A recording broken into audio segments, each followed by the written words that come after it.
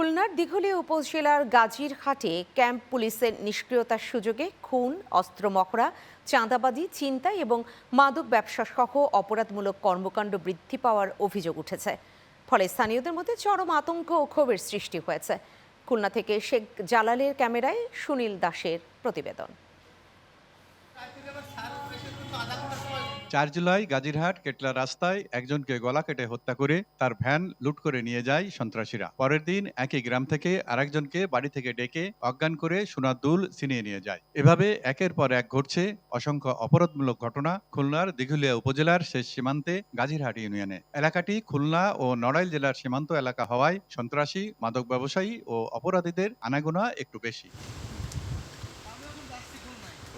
এলাকাবাসীর অভিযোগ, অপরাধীদের অপতৎপরতা বন্ধে গাজীরহাটের পুলিশের উল্লেখযোগ্য কর্মকাণ্ড না থাকায় আইন শৃঙ্খলার অবনতি ঘটেছে। রুটিন ওয়ার্কের বাইরে পুলিশ কোনো কাজ করছে না।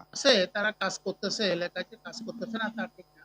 প্রশাসন কাজ করতেছে, কিন্তু আরো একটু অ্যাক্টিভ হবে, একটু টহলিং বাড়াইতে হবে, মাদকের বিরুদ্ধে সচেতনতা বাড়াইতে হবে, এলাকায় খেলাধুলার প্রভাব আরো বিস্তার করার জন্য। বর্তমান এলাকায় মাদক, সন্ত্রাস, জমি দখল, এই বিভিন্ন চাকরি বাণিজ্য, এলাকায় হত্যা, ছিনতাই, চুরি, জমি দখল, চাঁদাবাজি ও মাদকের বিরুদ্ধে কঠোর ব্যবস্থা নেওয়া ও আইন শৃঙ্খলা রক্ষায় যথাযথ পদক্ষেপ গ্রহণের কথা জানিয়েছেন গাজীরহাট পুলিশ ক্যাম্পের ইনচার্জ। আমাদের অফিসিয়াল যে ডেকোরাম, এই ডেকোরাম অনুযায়ী আমাদের যতটুকু সাধারণ মানুষের পাশে থাকার কর্তব্য, সাধারণ মানুষের জানমালের নিরাপত্তা দেওয়ার কর্তব্য, আমরা ইনশাল্লাহ সেটা দৃঢ় হস্তে ইনশাল্লাহ করে দেবো। এবং এদিকে পুলিশ ক্যাম্প ইনচার্জ সহ অন্যদের বিরুদ্ধে অভিযোগের বিষয়ে তদন্ত করে ব্যবস্থা এবং দায়িত্বে অবহেলার প্রমাণ পেলে বদলি সহ বিভাগীয় ব্যবস্থা গ্রহণের কথা জানিয়েছেন পুলিশ সুপার। যদি কোনো ল্যাকিংস থাকে, আমি সেখানে ভালো অফিসার পেলে সেখানে প্রদান করব। তো সেটা নিয়ে কাজ চলছে, তদন্ত চলছে।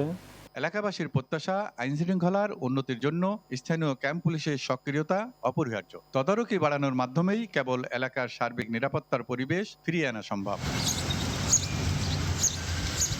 সুনীল দাস, চ্যানেল 9, খুলনা।